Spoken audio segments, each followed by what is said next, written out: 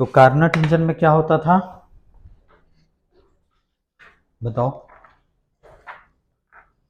Carnot engine में हमने ऐसे पीवी डायग्राम ड्रॉ कराया हुआ था। ये होता था V और ये होता था P, ठीक है। जैसे ये पॉइंट यहाँ से कुछ ऐसे था, फिर यहाँ से कुछ ऐसे था, ए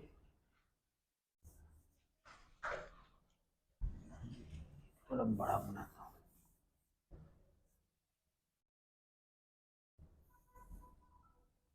ऐसे है V है और ये है P, ठीक है। तो कुछ ऐसे यहाँ पे था, फिर यहाँ पे कुछ ऐसे था, फिर ये कुछ ऐसे था और ये कुछ ऐसे था, ठीक है। ये A था, ये B, ये C,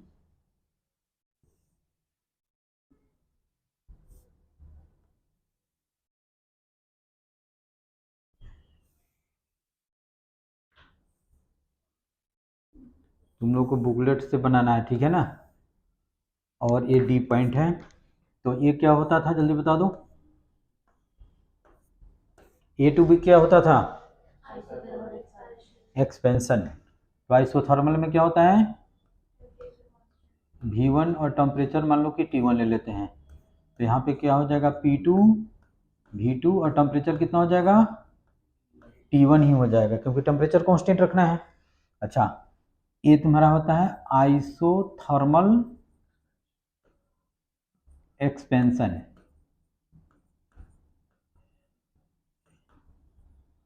और ये क्या था, एडियाबेटिक एक्सपेंशन।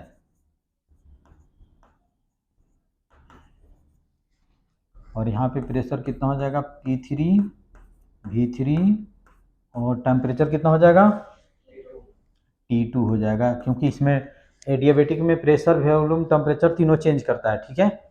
यहाँ पे हमने ले लिया प्रेशर, ये कौन सा हो जाएगा आइसोथर्मल कंप्रेशन।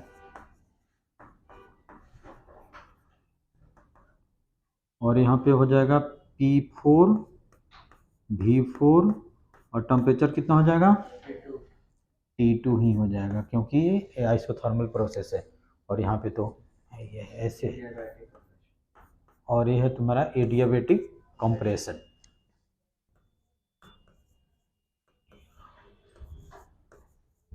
बैटिक कंप्रेशन। देखो हमको फाइंड करना है इसमें इफिशियंसी।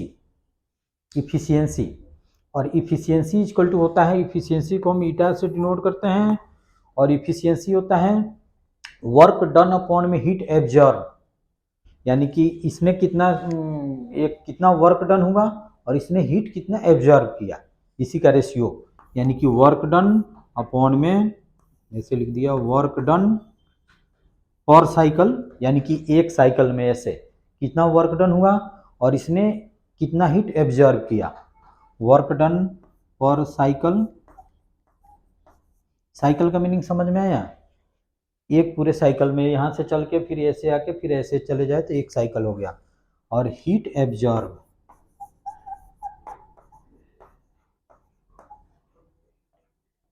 पर साइकिल, यही चीज़ हमको फाइंड करना है।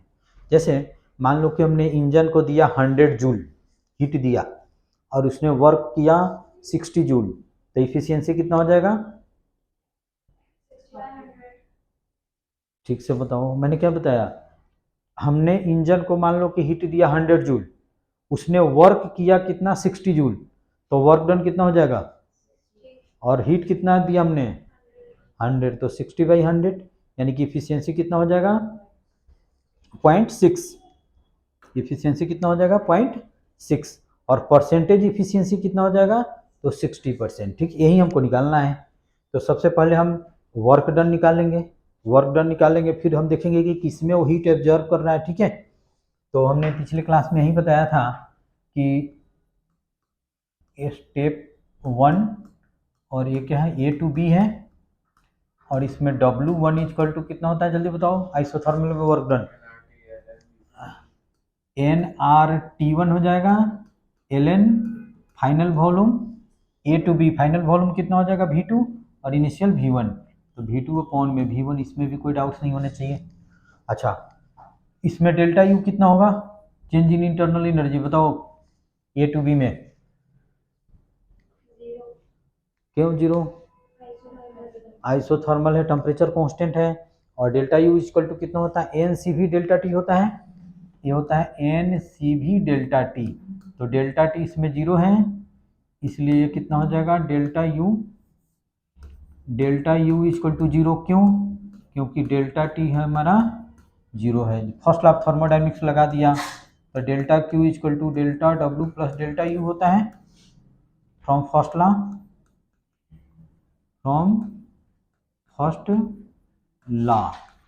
तो इसमें मान लो कि हमने Q ले लिया, Q1 ले लिया, तो डेल्टा W कितना हो जाएगा NRT1 ln V2 अपॉन में V1, बता दो यस और नो। अच्छा देखो, इसमें वर्क डन क्या होगा, पॉजिटिव होगा या निगेटिव होगा, क्यों, कि वॉल्यूम इंक्रीज हो रहा है, तो वॉल्यूम इंक्रीज होता है वर्क डन पॉजिटिव होता है, तो इसमें वर्क डन पॉजिटिव होगा, तो डेल्टा क्यू क्या होगा, पॉजिटिव होगा। डेल्टा क्यू पॉजिटिव का मतलब क्या होता है,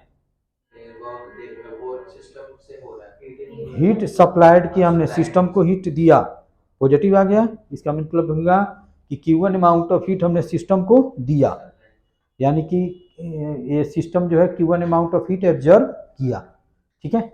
अच्छा चलो, तो इसको इक्वेशन हमने 1 कर दिया, इसको इक्वेशन 2 कर दिया। अब फिर हम स्टेप ले लेते हैं, स्टेप 2 यानी कि B2C कौन सा प्रोसेस है, एडियाबेटिक एक्सपेंशन। वर्क डन का फॉर्मूला क्या होता है, P1 V1 minus P2 V2 upon में गामा माइनस 1, या NRT1 initial temperature final temperature upon में गामा माइनस 1। तो NR इनिशियल टेम्परेचर क्या है, A है, T1 फाइनल टेम्परेचर क्या है, T2 अपॉन में कितना हो जाएगा गामा माइनस 1, और इसमें तो ना हम हीट लेते हैं ना हम हीट देते हैं, ठीक है, इसमें तो कोई डाउट्स नहीं होना चाहिए। अच्छा, अब इतना नोट करना है तो नोट कर लो, या इतना तो करा ही दिया था कल, ठीक है। अच्छा 4 तक करा दिया था, अच्छा चलो कोई बात नहीं, समझ गए इतना। अच्छा, अब स्टेप हम 3 ले लेते हैं,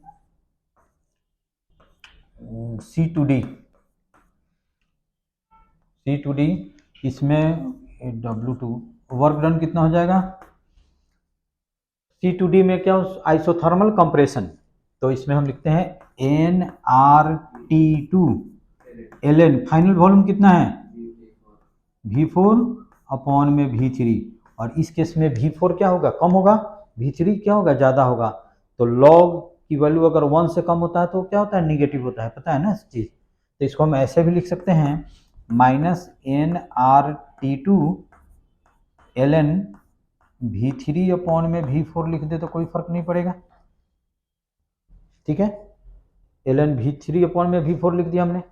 अच्छा, इसमें फर्स्ट लॉ ऑफ थर्मोडायनेमिक्स लगाएंगे, तो डेल्टा क्यू इक्वल टू कितना हो जाएगा, delta W plus delta you, और फिर डेल्टा यू कितना हो जाएगा, जीरो हो जाएगा। इसमें मान लो कि Q2 ले लेते हैं, Q2 इक्वल टू कितना हो जाएगा, NRT2 ln V3 अपॉन में कितना हो जाएगा, V4 हो जाएगा। इसमें वर्क डन क्या आ गया, निगेटिव आ गया, तो डेल्टा क्यू क्या होगा, निगेटिव होगा, तो निगेटिव का मीनिंग क्या होगा, यानी कि सिस्टम से हमने लिया, एब्जॉर्ब नहीं किया, सिस्टम रिलीज किया, ठीक है। फिर उसके बाद में हम स्टेप 4 कर देते हैं, स्टेप 4 यानी कि D2A, तो इसमें कितना हो जाएगा वर्क डन, जल्दी बता दो, NR इनिशियल टेम्परेचर, D2 हम A जा रहे हैं, तो इनिशियल टेम्परेचर कितना है T2, तो ये कितना हो जाएगा T2 माइनस T1 अपॉन में कितना हो जाएगा गामा माइनस 1, ठीक है।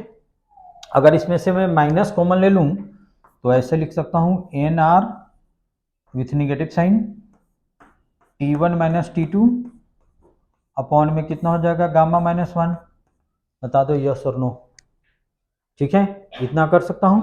अच्छा, अब हमको क्या करना है, टोटल वर्क डन निकलाया था,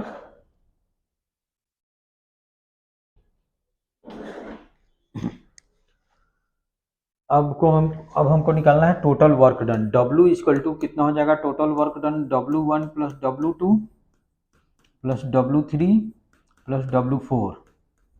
तो ये कितना आ रहा था NR T1 ln V2 upon में V1। ये कितना था NR T1 माइनस T2, यही था ना, गामा माइनस 1 माइनस ए आ रहा था NR T2 ln V3 upon में V4 और माइनस इसको हम लिख सकते हैं NR T1 minus T2 upon में गामा माइनस 1, यही था। ठीक है। अच्छा, तो इससे इसको देखो हम कट कर सकते हैं, बताओ यस और नो। तो वर्क डन इक्वल टू कितना हो जाएगा NR T1 ln V2 upon में V1 minus NR T2 ln V3 upon में V4। इसमें कोई डाउट्स है तो पूछो। ठीक है, अब यहाँ तक ठीक है। अच्छा, उसके बाद में हमने लिखाया था इफिशियंसी, लिखो इफिशियंसी, यहीं तक कराया था ना। तो इसके बाद में लिखो इफिशियंसी। चलो बुकलेट बंद करो, कॉपी पे लिखो efficiency of Carnot engine.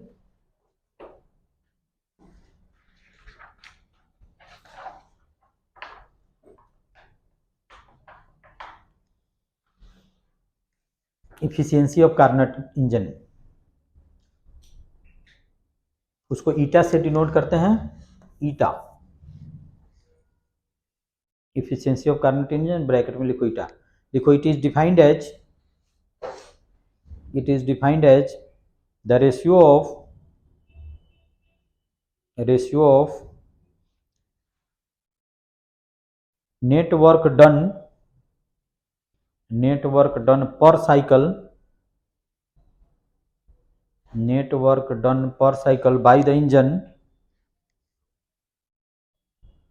by the engine to the amount of heat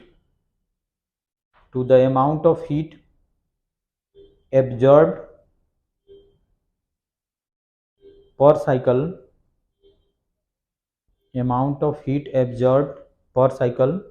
by the engine, absorbed per cycle by the engine। समझ में आया कि मैंने क्या लिखाया?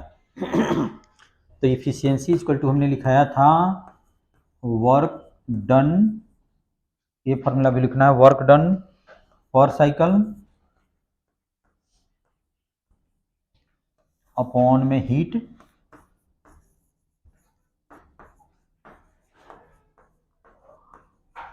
Absorb per cycle.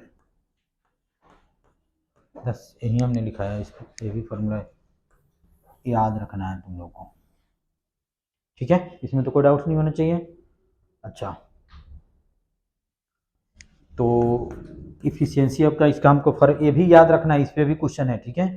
अच्छा, इफिशियंसी का हमने वर्क डन तो यहाँ पे निकाला हुआ है, तो इफिशियंसी हो जाएगा NR T1 ln V2 upon में V1 minus NR T2 ln V3 upon में V4। अच्छा, हीट कितना ऑब्जर्व किया, किसमें हीट पॉजिटिव आ रहा था और कितना आ रहा था, देखो AQ2 तो निगेटिव आ रहा था, ये तो ऑब्जर्व नहीं किया। Q1 क्या आ रहा था, पॉजिटिव आ रहा था। समझ रहे हो ना, यही हीट, इतना ही हीट ऑब्जर्व किया, यानी कि इंजन कितना हीट ऑब्जर्व किया हुआ है, तो NR_T1 ln V2 अपॉन में V1। तो इसको थोड़ा और हम ऐसे कर सकते हैं W अपॉन में Q1। ठीक है, और इसमें Q1 अभी आ रहा है NR_T1 ln V2 अपॉन में V1। अच्छा, ऐसे है तो इसको इसमें भी डिवाइड कर सकते हैं, इसको इसमें भी डिवाइड कर सकते हैं। जैसे ए माइनस सी अपॉन में बी है, तो इसको ए अपॉन में बी और माइनस सी अपॉन में बी लिख दे तो कोई फर्क नहीं पड़ेगा। तो इसको इसमें डिवाइड करेंगे तो क्या हो जाएगा, कैंसिल आउट हो जाएगा। और इसमें डिवाइड करेंगे तो एन आर कैंसिल आउट हो जाएगा। तो इसमें डिवाइड करेंगे तो ये तो 1 हो जाएगा, और इसमें एन आर कैंसिल आउट हो जाएगा, तो कितना हो जाएगा T2 ln V3 अपॉन में V4 upon T1 ln V2 upon में V1। बता दो यस और नो।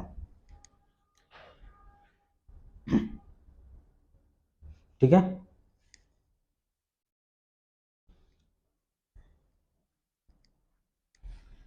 कुछ नहीं किया। जैसे मान लो कि a माइनस बी है अपॉन में a है, तो इसको डिवाइड करेंगे तो a में से कितना हो जाएगा, a अपॉन में a माइनस बी अपॉन में a, तो कितना हो जाएगा 1 माइनस बी अपॉन में, यही हमने किया यहाँ पे। ठीक है, तो हमारा इफिशियंसी का फॉर्मूला आ गया eta equal to 1 minus T2 ln V3 upon में V4 अपॉन में T2 ln V2 अपॉन में V1। ठीक है, V1 है, यही तो लिखा मैं, हाँ सॉरी T1 है यहाँ पे, ln T1। ठीक है, यही हमने लिखा था। अच्छा, ये बता दो कि एडियाबेटिक प्रोसेस किस स्टेप में है, सेकेंड स्टेप में है। तो पीवी का रिलेशन दिखाओ। तो सेकेंड स्टेप में था, यहाँ पे प्रेशर था P2 V2 और टेम्परेचर कितना था T1, यही था। और यहाँ पे था P3 V3 और टेम्परेचर कितना था T2 था शायद, यही देखो यहाँ पे।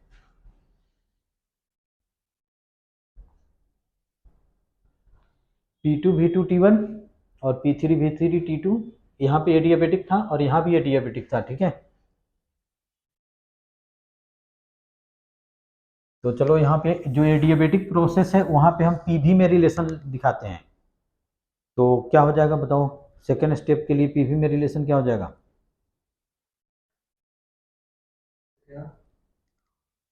जैसे सेकेंड स्टेप था ना एडियाबेटिक प्रोसेस के लिए, तो सेकेंड था बी और सी के बीच में। अब तो फिगर बार बार निकालना ठीक नहीं है। तो इसमें क्या था, यहाँ पे P2 वॉल्यूम कितना था V2, टेम्परेचर कितना था T1, और यहाँ पे क्या था P3 V3 और T2 था, यही था। और ये क्या था, एडियाबेटिक एक्सपेंशन था। तो पीवी में हम रिलेशन क्या लिख सकते हैं, यहाँ पे लिख सकते हैं P2 V2 to the power gamma equal to P3 V3 to the power gamma लिख सकते हैं। इसमें तो कोई डाउट्स नहीं होना चाहिए। ठीक है, अच्छा, इसको इक्वेशन हमने क्या कर दिया, 1 कर दिया। और फिर दूसरा कहाँ पे था, दूसरा कहाँ पे था, किसमें, थर्ड और फोर्थ में। चलो मैं इसमें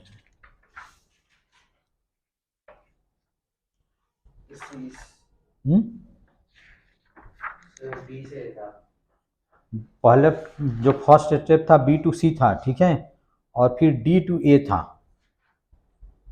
दूसरा स्टेप था D टू A। ठीक है, तो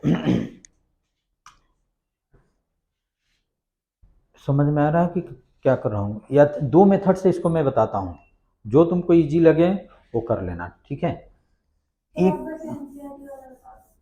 क्या एनसीईआरटी वाला बता दूँ, अच्छा चलो एनसीईआरटी वाला बता देता हूँ। जैसे अभी एनसीईआरटी कहीं है, जैसे यहाँ पे बी और ये सी था, यहाँ पे जो प्रेशर था P2 V2 और T1 था। ठीक है, यहाँ पे प्रेशर P2 P3 V3 और यहाँ पे क्या था T2 था, यही था। तो पीवी में रिलेशन बताओ या VT में रिलेशन बताओ। तो पीवी में, इसमें सब में पीवी में रिलेशन बता के सबको मल्टीप्लाई कर देंगे तो आ जाएगा। नहीं तो अगर शॉर्ट में करना चाहते हो तो VT में रिलेशन दिखा दो, दो ही स्टेप में हो जाएगा। VT में रिलेशन बताओ तो क्या होता है,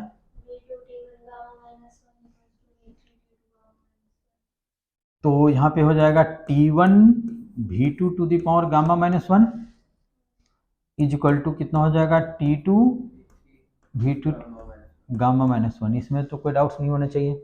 अच्छा, तो हम ऐसा कर देते हैं T1 अपॉन में T2 इजकल टू कितना हो जाएगा V3 अपॉन में V2 टू द पावर कितना हो जाएगा गामा माइनस 1। यहाँ भी कोई डाउट्स नहीं होने चाहिए। अच्छा, दूसरा बताओ D2A में बताओ, D पे क्या था P4 V4 और टेम्परेचर कितना था T2,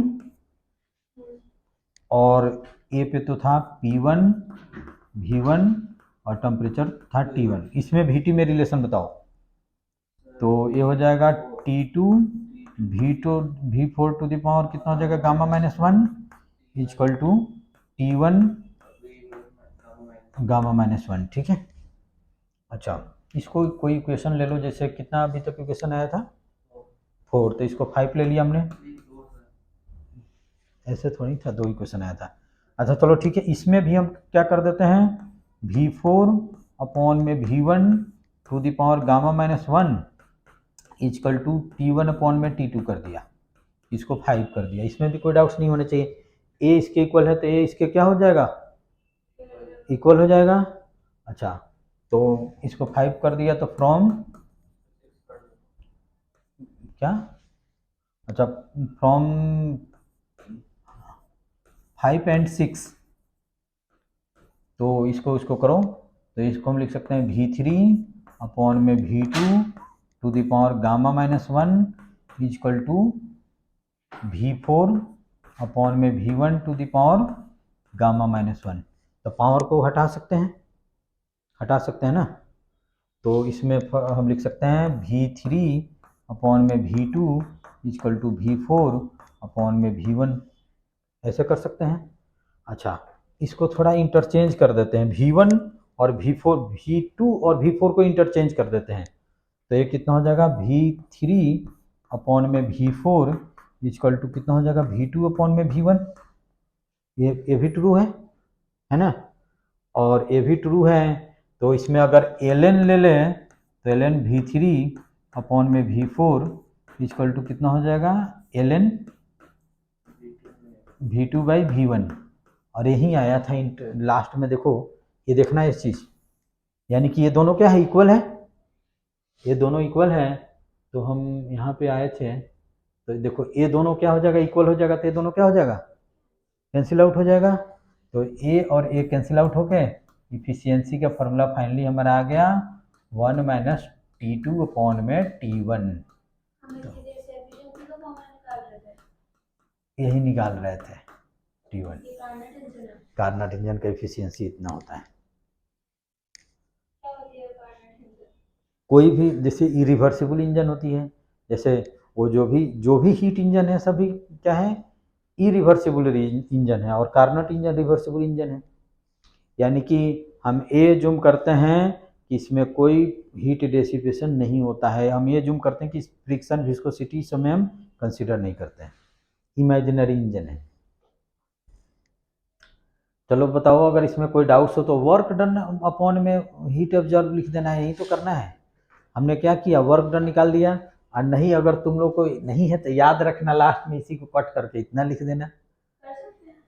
क्यों नहीं, हमने तो कर दिया एकदम मिलेंगे।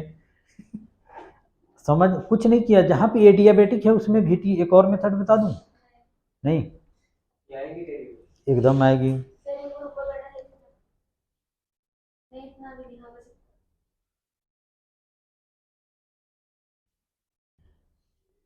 हमने टोटल वर्क डन निकाल दिया, टोटल वर्क डन अपॉन में हीट एब्जॉर्ब कर दिया। यहाँ तक लाने में तो कोई दिक्कत नहीं है, यहाँ तक लाओ और इसको कट कर दो और उतना लिख दो, अगर नहीं याद है तो ऐसे करके बताना है। एक और बोलो तो इससे इजी मेथड बताता हूँ।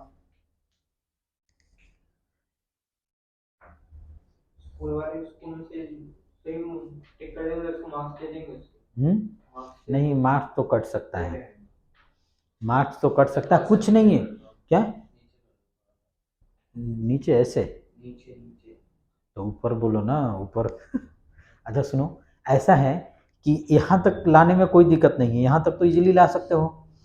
अब क्या करना है, देखो जहाँ पे एडियाबेटिक है उसमें VT में रिलेशन दिखा दो, और T को एक साइड करो और V को एक साइड करो, और T1 अपॉन में T2 कर दो या T2 अपॉन में T1 कर दो, दोनों साइड से इसको इक्वेट करके V1 में एक रिलेशन ला दो, और इसे प्रूव करके बता दो कि V3 अपॉन में V4 इक्वल टू V2/V1, बस हो जाएगा। और ये डेरिवेशन आता है 5 नंबर का।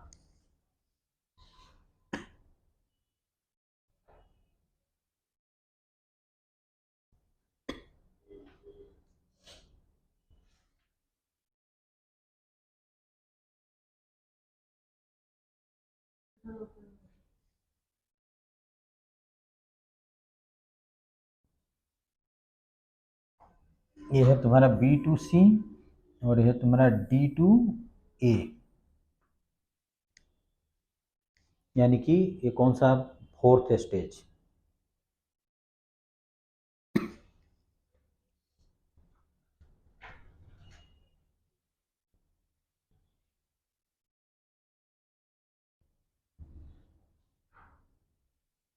एक और बताओ, बोलो तो मैं एक और मेथड बता दूं। यही ठीक है, वो भी देख लो, ज़्यादा मुश्किल नहीं है। एकदम काम है डेरिवेशन का इसका। जेई में कुछ ऐसे गिवन है, जैसे ए गिवन है कि एक साइकिल है ऐसे, इसका इफिशियंसी निकालो।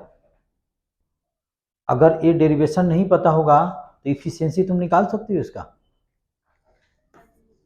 अच्छा अब सुनो, इफिशियंसी अगर ये डेरिवेशन पता नहीं होता तो इफिशियंसी का तो फॉर्मूला लास्ट में हमने यही लिखा दिया, 1 - T2/2। बिल्कुल नहीं, देखो इफिशियंसी का हमने फॉर्मूला लिखा है 1 - T2/T1 लिखा दिया। ये दिया हुआ पीवी डायग्राम दिया हुआ, इसमें पूछा इफिशियंसी निकालो। कैसे निकालोगे, इसमें तो T1 T2 गिवन नहीं है, तो पीवी डायग्राम गिवन है। तो सबसे पहले इस सभी में तुमको वर्क डन निकालना पड़ेगा, सभी प्रोसेस में, और तुमको सब में फर्स्ट लॉ थर्मोडायनेमिक्स लगा के चेक करना पड़ेगा कि किसमें हीट ऑब्जर्व हो रहा है। क्या तो नहीं, इसी मेथड से मैंने बताया।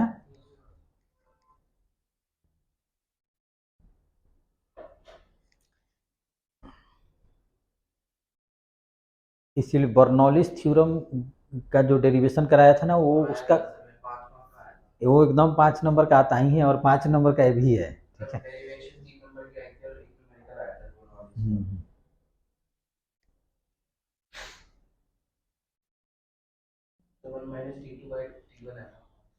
1 - T2/T1। और T1 क्या है, सोर्स का टेम्परेचर, और T2 क्या है, सिंक का टेम्परेचर। T1 सोर्स का टेम्परेचर है और T2 क्या है, सिंक का टेम्परेचर। देखो मैं ऊपर में लिखाया था, ये भी याद रखना है। T2 क्या है, टेम्परेचर ऑफ सिंक, और इसको बोलते हैं कोल्ड रिजर्वायर।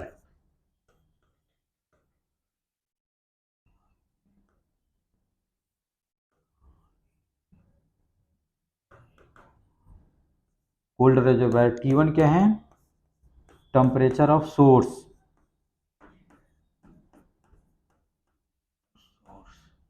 और हॉट रिजर्वायर, हॉट रिजर्वायर। जैसे इंजन में हम क्या करते हैं, हीट, उसमें होता है ना कोई चेम्बर होता है, उसमें हम क्या करते हैं, पेट्रोल या जो भी डीजल को हम बर्न करते हैं, उससे हीट लेके इंजन को हम देते हैं, तो वो क्या हो गया, सोर्स। और हीट इंजन क्या करता है, सराउंडिंग को रिजेक्ट करता है, तो उसको हम क्या बोलेंगे, सिंक बोलेंगे, ठीक है। समझ में आ गया, क्या नहीं आया समझ में। जैसे कार चलाते हो तो उसमें पेट्रोल क्यों डालते हो, क्या करता है पेट्रोल लेकर, बताओ। तो पता नहीं, डालते हो तो कुछ रीजन रीजन तो होना। हाँ तो उसमें एक होता है चेम्बर, उसको कौन से कुछ चेम्बर बोलते हैं, उसमें हम उसको बर्न करते हैं, ठीक है। और उससे जो हीट होता है उसको हम इंजन को सप्लाई करते हैं, तो उस हीट को इंजन क्या करता है, मैकेनिकल वर्क में कन्वर्ट करता है सम पार्ट को, और सम पार्ट को क्या करता है, सराउंडिंग को रिजेक्ट कर देता है। तो वहीं जिसको रिजेक्ट करेगा वो क्या हो गया, सिंक हो गया, और वो जिससे हीट लेगा वो क्या हो गया, सोर्स हो गया। ये चीज याद रखना है, ठीक है। अच्छा, दूसरा मेथड मैं बता देता हूँ।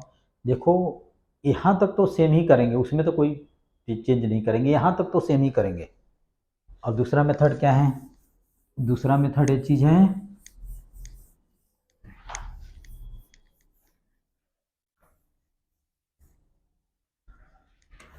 जैसे ए से बी में कौन सा है, ए से बी में कौन सा प्रोसेस, आइसोथर्मल में पीवी में क्या रिलेशन होता है, P1 V1 is P1 V1 equal to P2 V2, A to B P1 V1 equal to P2 V2। दूसरा कौन सा रिलेशन है, B to C, B to C, adiabatic है, तो इसमें हम क्या लिखेंगे, P2 V2 to the power gamma equal to P3 V3 to the power gamma, और C टू D क्या हो जाएगा, आइसोथर्मल। तो उसमें क्या रिलेशन होगा जल्दी बताओ, P3 V3 equal to P4 V4 to the power gamma, sorry P4 V4, ठीक है। C टू D, अच्छा D टू A बता दो, P4 V4 to the power gamma, P1 V1 to the power gamma. इसमें भी कोई doubts नहीं होना चाहिए। अब क्या करो, सबको मल्टीप्लाई करो, लेफ्ट को लेफ्ट में, राइट को राइट में। तो इसको इस साइड में कर दिया, तो P1 V1 ये हो जाएगा P2 V2 to the power gamma, P3 V3, एक मिनट, P3 V3, और ये हो जाएगा P4 V4 to the power gamma, ठीक लिखा ना हमने, P1 V1 P2 V2 P3, हाँ ठीक है। अब इधर करते हैं, P2 V2 P3 V3 to the power gamma, P4 V4 और P1 V1 to the power gamma. यहाँ तक तो कोई दिक्कत नहीं है, सबके लिए लिख दिया पीवी में रिलेशन, सबको राइट को राइट में, लेफ्ट को लेफ्ट में मल्टीप्लाई कर दिया। यहाँ पे देखो P1 P2 P3 P4 P2 P3 P4 P1, वो तो कैंसिल आउट हो गया। अच्छा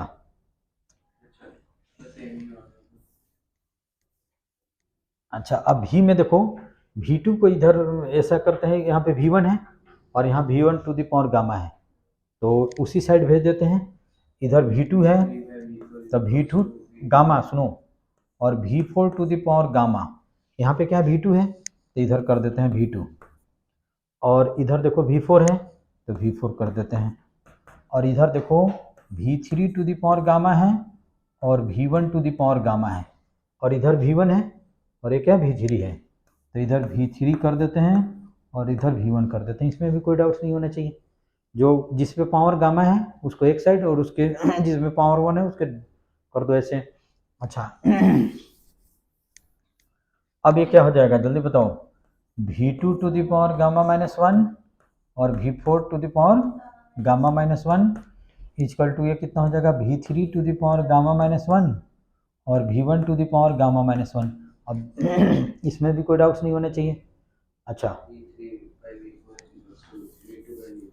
तो हम ऐसा करते हैं कि V2 अपॉन में V1, कुछ नहीं किया, V1 को इधर लाया गामा -1 और इसको इधर ले जाएंगे, V3 अपॉन में V4 टू द पावर कितना हो जाएगा, गामा -1, गामा -1 गामा -, तो V2 अपॉन में V1, पावर से पावर को हटा दिए, V3 अपॉन में V4 कितना हो गया, दोनों साइड ln ले लेते हैं, ln V2 अपॉन में V1 इक्वल टू ln कितना हो जाएगा, V3 अपॉन में V4।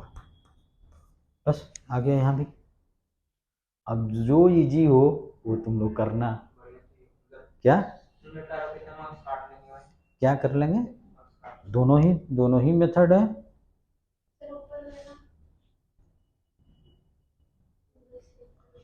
ये तुम्हारे एसएल का मेथड है, अभी हमने कराया हुआ एनसीईआरटी का मेथड है।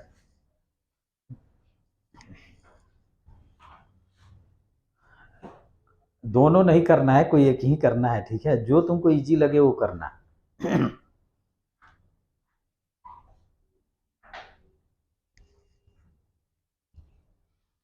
ठीक है, अब चलो इसके बाद में इफिशियंसी, और ये 5 मार्क्स का क्वेश्चन रहेगा, ठीक है। लिखना क्या है इसमें तो याद ही है, पीवी में रिलेशन निकाल दो।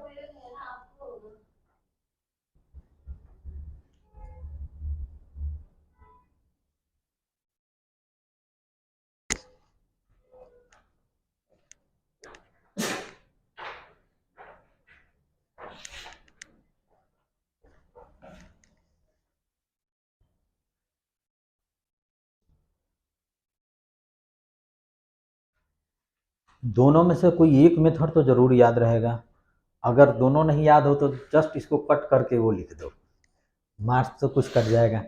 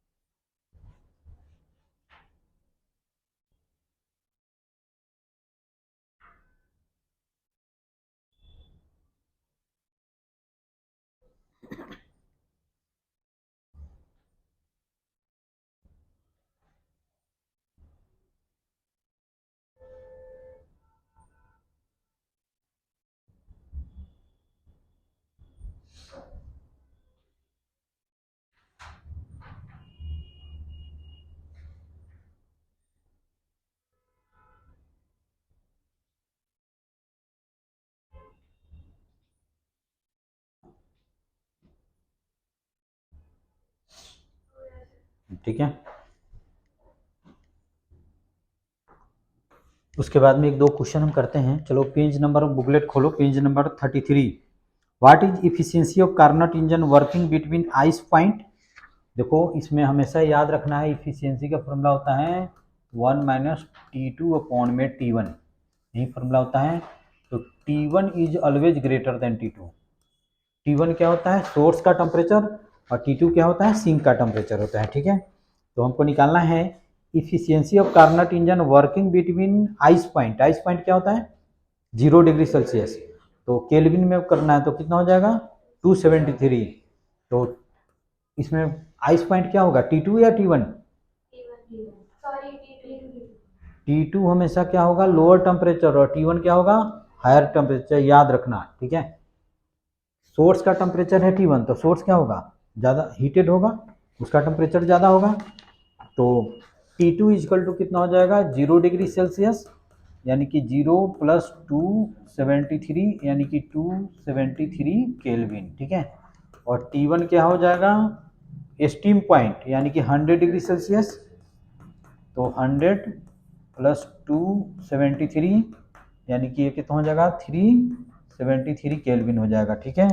और इफिशियंसी इक्वल टू हो जाएगा 1 माइनस T2 अपॉन में T1, तो ये हो जाएगा 1 माइनस 273 अपॉन में 373।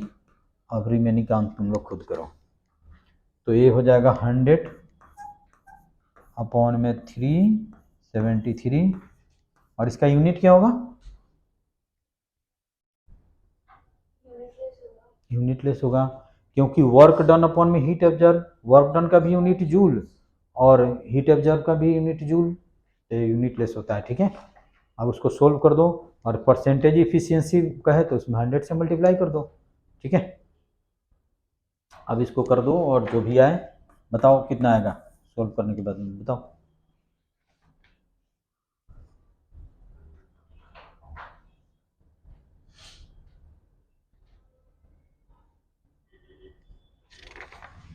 हमेशा T1 T2 से बड़ा हो। एकदम बिल्कुल। तो 0.26 हो गया, और परसेंटेज इफिशियंसी कितना हो जाएगा, 26%। परसेंटेज तो नहीं पूछा जा रहा है, अगर परसेंटेज पूछे तो 26% हो जाएगा। उसके बाद में क्वेश्चन नंबर देखो, पेज नंबर 34 पे जो है, ये पेज नंबर 33 बुकलेट के 33 पे है।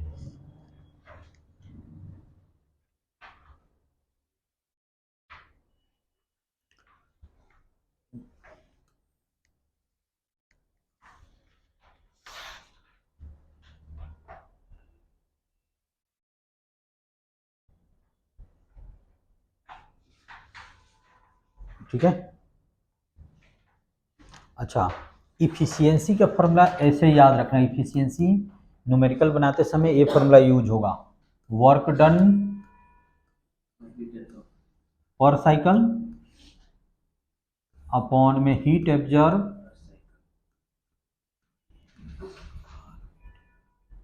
पर cycle equal to 1 minus T2 upon में T1। इफिशियंसी का दोनों फॉर्मूला होता है, दोनों ही यूज करना है। ठीक है, तो देखो इसमें गिवन है पेज नंबर 34 पे क्वेश्चन है, in the heat engine the temperature of source and sink are 500 kelvin and 275 kelvin. If the engine consumes 25 into 10⁵ joule per cycle. तो पहले पूछा जा रहा फर्स्ट में efficiency of the engine, second में पूछा जा रहा वर्क डन पर साइकिल, ठीक है, और heat rejected to the sink per cycle. ठीक है, तो सुनो, पहले सुनो, 1 मिनट में पूछ रहा हूं। जैसे उसने सोर्स से हीट लिया 100 जूल, वर्क किया 70 जूल, तो सिंक को कितना रिजेक्ट करेगा? 30 जूल। ठीक है, तो इसमें चलो ठीक है, हो गया, तो ये फॉर्मूला मैं यूज करूंगा। ठीक है, अच्छा चलो, तो इसमें हम पेज नंबर पे हैं 34। तो फर्स्ट में ए पार्ट में तो इसमें इफिशियंसी ही निकालना है, तो इफिशियंसी के लिए सब कुछ गिवन है, 1 माइनस T2 अपॉन में T1, तो 1 माइनस ये कितना हो जाएगा 375 अपॉन में 500। अब चलो तुम लोग बताओ, सोल्व करके बताओ। 0.25 0.25। ठीक है,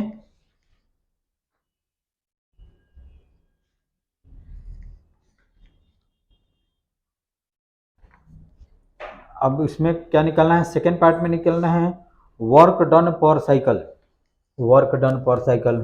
तो अभी हमने इफिशियंसी का फॉर्मूला क्या लिखा है? वर्क डन अपॉन में हीट एब्जॉर्ब, यही लिखाया था, बताओ यस और नो। तो इसमें वर्क डन का फॉर्मूला क्या हो जाएगा? Efficiency into Q.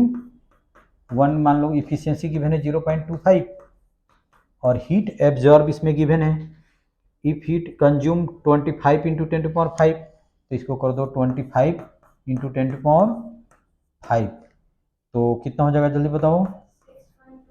625 इंटू 10⁻3, यानी कि 6.25 इंटू 10⁻, कितना हो जाएगा? 5 हो जाएगा। इतना वर्क डन, इतना जूल पर साइकिल, इतना जूल पर साइकिल, इतना वर्क किया, इतना हमने की हीट कितना दिया था? 25 इंटू 10⁵, 6.25 इसमें क्या कर दिया? वर्क कर दिया। ठीक है, तो सराउंडिंग को कितना रिजेक्ट करेगा बताओ? देखो हीट मैंने अभी बताया था कि देखो हीट इंजन ऐसे होता है, 500 माइनस, सुनो, ये होता है सोर्स, यहाँ पे टेम्परेचर T है, ये है तुम्हारा वर्किंग सब्सटेंस, और ये है तुम्हारा सिंक, यहाँ पे टेम्परेचर है तुम्हारा T2। ठीक है, इसमें तो कोई डाउट नहीं होना चाहिए। इसने Q1 अमाउंट ऑफ हीट लिया, working substance that is engine, इसने W वर्क डन कर दिया, और Q2 अमाउंट ऑफ हीट इसने सराउंडिंग को रिजेक्ट कर दिया। समझ में आया? तो इसमें हम लिख सकते हैं क्या? Q1 equal to W plus Q2, बता दो यस और no. Heat absorbed, work done और हीट रिजेक्टेड टू सिंक। तो जैसे इसमें गिवन है उसने हीट कितना एब्जॉर्ब किया, वो गिवन है 25 इंटू 10⁵ जूल पर साइकिल, और वर्क डन अभी हमने निकाल दिया, वर्क डन कितना हुआ 6.25 इंटू 10⁵। तो रिजेक्ट कितना करेगा, अभी हमने बताया था, अभी तुम लोग को हमने बताया था कि मान लो कि इंजन को हमने 100 जूल हीट दिया, उसने 70 जूल वर्क डन कर दिया, तो रिमेनिंग कितना हीट हुआ, वो क्या करेगा, सराउंडिंग को रिजेक्ट करेगा, यानी कि सिंक को रिजेक्ट करेगा। तो एक ये भी वो तुम डायग्राम बना लेना, यही है हीट इंजन। और Carnot engine is a special type of heat engine. तो ये भी फॉर्मूला समझ में आया कि कैसे किया। तो इसमें Q2 यानी कि इसमें क्या पूछा जा रहा है थर्ड पार्ट में, heat rejected to the sink, यानी कि हीट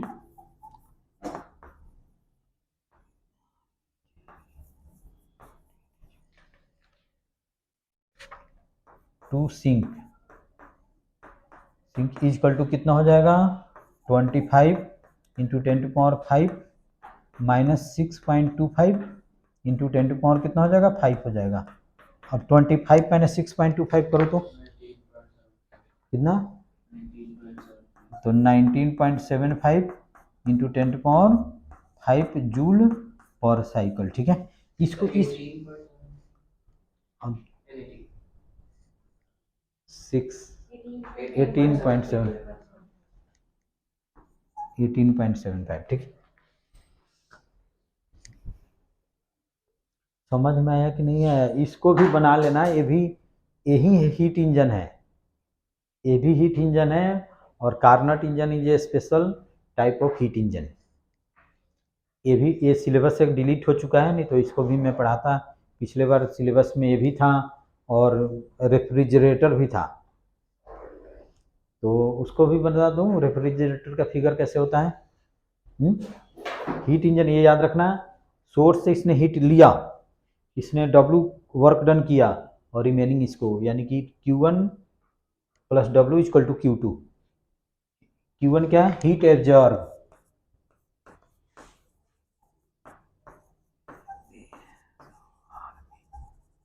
और ये हो जाएगा तुम्हारा work done, work done by engine.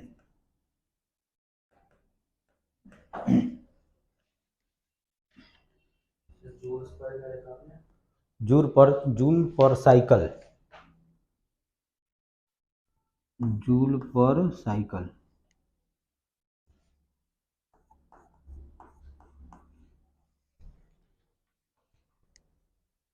और इसके क्या करो, इसके सारे एरो को रिवर्स कर दो, तो वहीं रेफ्रिजरेटर हो जाएगा, या हीट पंप भी बोलते हैं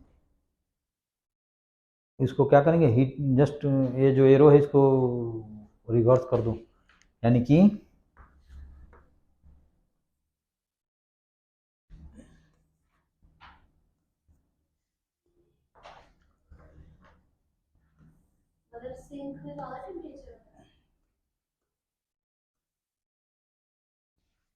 ऐसे, ये हो गया तुम्हारा हीट पंप, और ये सब चेंज करना पड़ेगा। बिल्कुल नहीं, ये हो गया तुम्हारा हीट पंप, वही रेफ्रिजरेटर।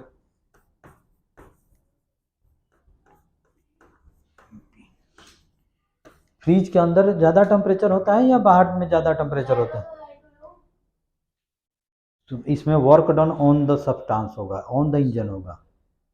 ठीक है, जैसे मैं पिछले क्लास में शायद पूछा था कि फ्रिज का अगर गेट खोल दे तो वो क्या हो जाएगा, रूम जो ठंडा हो जाएगा या गर्म हो जाएगा, गर्म हो जाएगा। क्यों गर्म हो जाएगा, क्योंकि जैसे मान लो कि ये 10 जूल हीट लिया, तो इस पर हमें इलेक्ट्रिसिटी, इस 10 जूल को निकालने के लिए मान लो कि हमने 20 जूल इलेक्ट्रिसिटी दिया, तो ये कितना हीट देगा सराउंडिंग को, 20 और 30 जूल वो हीट देगा। जैसे इसको यहाँ पे हमने फ्रिज को खोल दिया, तो यहाँ से हीट कितना लिया, एक साइड से हीट लिया 20 जूल, और दूसरे साइड फेंका वो 10 जूल, या मान लो कि 20 जूल यहाँ से हीट लिया, और उस पर 20 जूल वर्क किया इलेक्ट्रिसिटी, तो 40 जूल हीट देगा। तो 20 ले रहा है, 40 दे रहा है, तो हीट गर्म हो जाएगा, एक रूम गर्म हो जाएगा। ठीक है, वही होता है हीट पंप। इसने और इसमें T2 का टेम्परेचर, T2 इसमें भी T2 हमेशा क्या होता है, T2 लेस देन T1। ठीक है, ये होता है तुम्हारा हीट पंप या रेफ्रिजरेटर। चलो ठीक है, उसके बाद में ये हो गया। उसके बाद में आ जाओ क्वेश्चन नंबर, ये देखो पेज नंबर 36।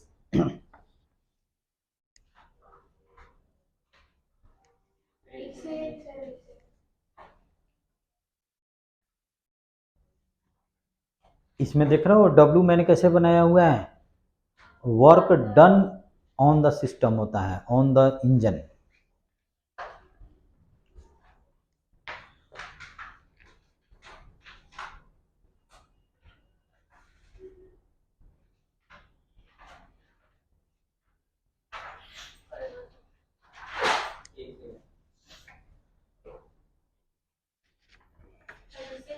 हम्म,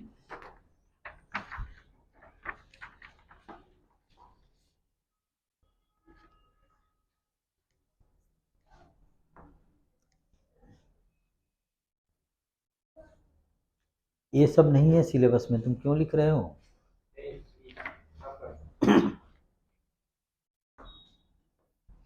अब तो ये सब जेई से भी हट गया, जेई से भी हट गया। हाँ, heat engine, heat engine, heat engine, लेकिन कार्नट इंजन तो है, हीट इंजन हटा दिया। और अच्छी तरह से समझा जा सकता है कार्नट इंजन को जब हीट इंजन समझा जाए। हीट इंजन का ही एक स्पेशल टाइप है कार्नट इंजन। देखो इसमें गिवन है 30, पेज नंबर 36, पेज नंबर 36 में गिवन है the efficiency of Carnot engine. मान लो कि ये सोर्स है, इसका टेम्परेचर T1 है, ठीक है, और ये सिंक है, इसका टेम्परेचर T2 है, तो इसका इफिशियंसी कितना हो जाएगा, 1 माइनस T2 अपॉन में T1, और O गिवन है तुम्हारा 1/6। देख लो गिवन है the efficiency of Carnot engine is 1/6 if on reducing the temperature of sink by 65 degree. क्या करेंगे हम, तो इसका टेम्परेचर तो T1 ही रहेगा। अब सिंक का टेम्परेचर हमने क्या कर दिया, T2 माइनस 65 कर दिया, तो इसका इफिशियंसी कितना हो जाता है 1/3। तो ईटा इक्वल टू कितना हो जाएगा, 1 माइनस कितना लिखेंगे, T2 माइनस 65 अपॉन में T1, और ए आ गया 1/3। 1/3 find initial and final temperature between working substance, find initial and final temperatures between which of the cycle working. समझ रहे हो ना, इनिशियल और फाइनल टेम्परेचर निकालना है, तो कुछ भी नहीं है, या सोल्व कर दो, दो अननोन दो इक्वेशन। अच्छा एक और चीज मैं इसको यहाँ पे,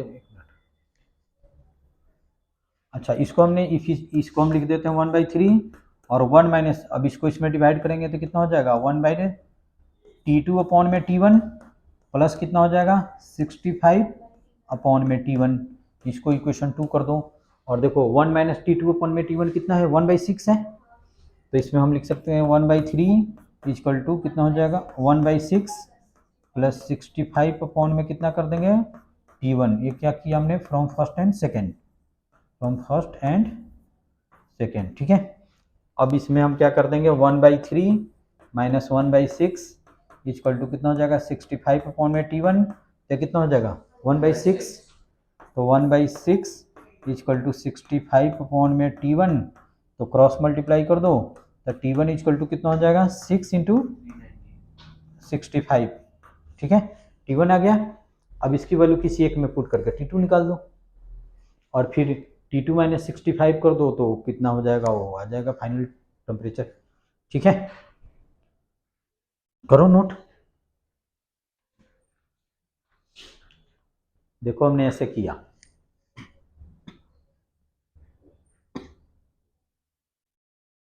और टेम्परेचर का डिफरेंस केल्विन में लो या सेल्सियस में लो, दोनों सेम होता है। ठीक है, तो इसमें हमने टी केल्विन लिया, इसमें T2 केल्विन लिया, ठीक है।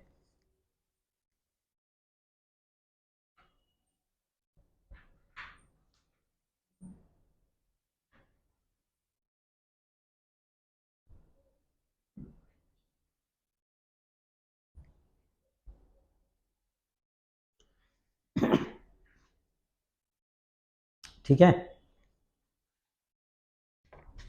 अब एक लास्ट टॉपिक है कार्नट थ्योरम। क्या?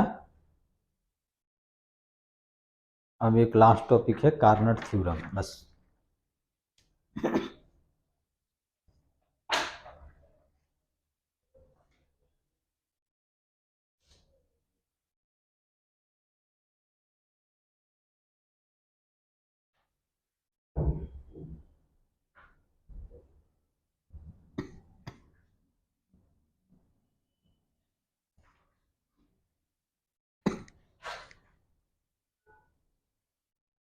अब T1 की वैल्यू किसी एक में पुट कर दो, फर्स्ट में ही पुट कर दो, और क्या निकाल लो?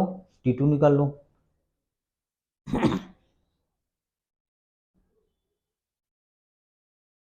ठीक है।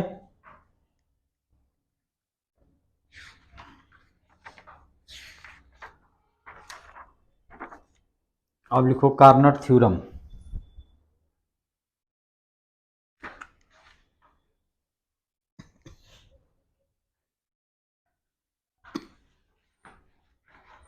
कार्नट थ्योरम पेज नंबर 37 पे गिवन है।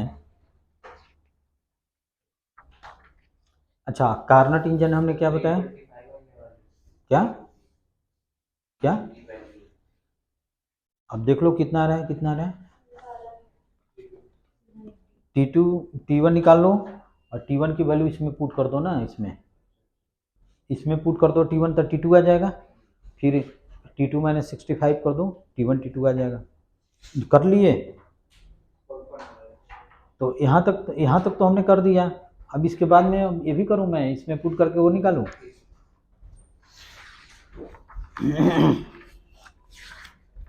तो कार्नट इंजन हमने क्या बताया था? रिवर्सिबल इंजन होता है।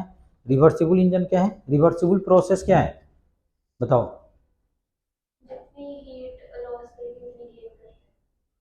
यानी कि जैसे मान लो कि कोई भी साइकिल, जैसे मान लो कि कोई भी सिस्टम ए से बी पे जाता है, तो जितना हीट एब्जॉर्ब करेगा, जितना वर्क डन करेगा, जब बी से ए पे आएगा उतना ही हीट क्या कर लेगा, वो लिया है तो दे देगा, और दिया है तो ले लेगा। और जितना वर्क डन उसमें, अगर मान लो कि work done on the system है, तो इसमें वर्क डन उतना ही बाय द सिस्टम हो जाएगा। यानी कि initial heat content by system is equal to final heat content by system. यानी कि इस केस में रिवर्सिबल प्रोसेस में सिस्टम एंड सराउंडिंग में कोई चेंज नहीं होगा। सिस्टम एंड सराउंडिंग में क्या होगा? कोई चेंज नहीं होगा। और ये तब पॉसिबल है जब हम फ्रिक्शन को कंसीडर नहीं करें, विस्कस को कंसीडर नहीं करें, उसमें तो एनर्जी लॉस होता है, वो तो डेसिपेटिव फोर्स है, तो ये सब हम कंसीडर नहीं करते हैं। एक आइडियल इंजन है। तो देखो ये थ्योरम कहता क्या है, जस्ट स्टेटमेंट तुमको याद रखना है कि इफिशियंसी सिर्फ इसके टेम्परेचर पे डिपेंड करता है, वर्किंग सब्सटेंस पे तो डिपेंड नहीं करता है ना। तो अगर दिया हुआ है कि जैसे मान लो कि ये, पहले समझ लो कि जैसे मान लो कि ये सोर्स का टेम्परेचर है, और यहाँ पे टेम्परेचर है T1। ये मान लो कि सिंक है, इसका टेम्परेचर है T2, ठीक है। और इसके बीच में एक हमने दो इंजन लगा दिया। एक है तुम्हारा कार्नट इंजन,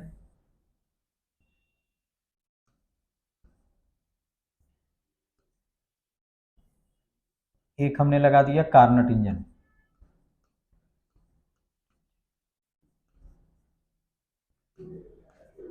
और एक हमने अदर इंजन लगा दिया।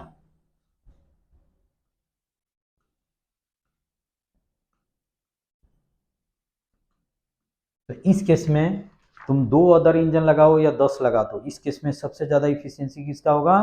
कार्नट इंजन का होगा। ठीक है। अच्छा, मैं एक बार रीड करके बता दे रहा हूँ, ये स्टेटमेंट याद रखना है। देखो, इट स्टेट्स दैट दो no engine working between two given temperature can have efficiency greater than that of Carnot engine working between same two temperatures. समझ में आया कि हमने क्या लिखा? हमने दो गिवन टेम्परेचर के बीच में अगर कार्नट इंजन को यूज करें, ऑपरेट करें, और दूसरा अदर इंजन हो, कोई भी अदर हीट इंजन हो, तो उस केस में कार्नट इंजन का इफिशियंसी क्या होगा, ज़्यादा होगा। रिवर्सिबल इंजन है, ठीक है। और सेकंड है कि ये टेम्परेचर पे डिपेंड करता है। Efficiency of Carnot engine is independent of nature of working substance. एक वर्किंग सब्सटेंस के नेचर से इंडिपेंडेंट है, जस्ट ये डिपेंड करता है किस पे, सोर्स और सिंक के टेम्परेचर पे। से ही स्टेटमेंट याद रखना है, और इसका प्रूफ ये सब आता नहीं है, तो चलो लिखना है तो लिख लो, नहीं तो समझ गए। समझ गए क्या लिखा है? कार्नट थ्योरम क्या है?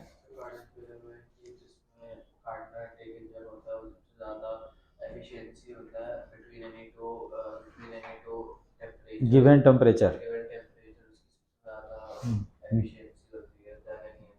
और था दूसरा क्या है? दूसरा है कि वो डिपेंडेंट होता है, इंडिपेंडेंट होता है, अपने नीड्स को कुछ भी इंडिपेंडेंट होता है वैसे। नेचर ऑफ सब्सटेंस, वो सिर्फ टेम्परेचर पे डिपेंड करता है। बस यही है कार्नट थ्योरम, और ये चैप्टर भी कंप्लीट हो गया, ठीक है। तो ऑसिलेशन शुरू कर दे या नेक्स्ट क्लास में? नेक्स्ट क्लास में, ठीक है। तो देखो इसमें हमने जितना पढ़ाया, work done in adiabatic process बताया था ना, P1 V1 minus P2 V2, और आइसोथर्मल प्रोसेस भी पूछा जाता है, और तीसरा चीज़ कार्नट इंजन, और ये तीनों इंपॉर्टेंट है। डेरिवेशन टाइप का है। अच्छा, उसके बाद में इंपॉर्टेंट क्या है? Zeroth law of thermodynamics. Zeroth law of thermodynamics क्या है बताओ, तुम बताओ। क्यों स्टेटमेंट वो तो जैसे कुछ है ये नहीं है, उसमें हमने क्या बताया था, जैसे ए है, बी है और ए सी है, ये हमने सी बताया था। सपोज करो कि ए और बी थर्मल इक्विलिब्रियम में है, और सी और बी थर्मल इक्विलिब्रियम है, तो ए और सी थर्मल इक्विलिब्रियम में होगा, ठीक है। तो ये भी पूछा जा सकता है। दूसरा क्लॉसियस और केल्विन स्टेटमेंट जो हमने कराया था, Kelvin Planck's statement, Clausius statement, और इरिवर्सिबल इरिवर्सिबल प्रोसेस, ये सब डिफिनीशन याद रख लेना है। रिवर्सिबल इरिवर्सिबल पूछा जाता है, ठीक है, ये भी इंपॉर्टेंट है, डिफिनीशन पूछा जाता है। प्लैंक्स स्टेटमेंट, क्लॉसियस स्टेटमेंट और जीरोथ लॉ ऑफ थर्मोडायनेमिक्स, यही इसमें इंपॉर्टेंट है, और तो कुछ है भी नहीं। और पीवी डायग्राम वर्क डन से आ जाए तो मैंने बताया ही था कि कैसे करना है सब, ठीक है। वर्क डन बस यही इंपॉर्टेंट है, ठीक है। तो चलो ठीक है, संडे को मैं क्लास रखूँगा, ठीक है ना, मैं ग्रुप पे डालूँगा कि कब से आना है। रोटेशन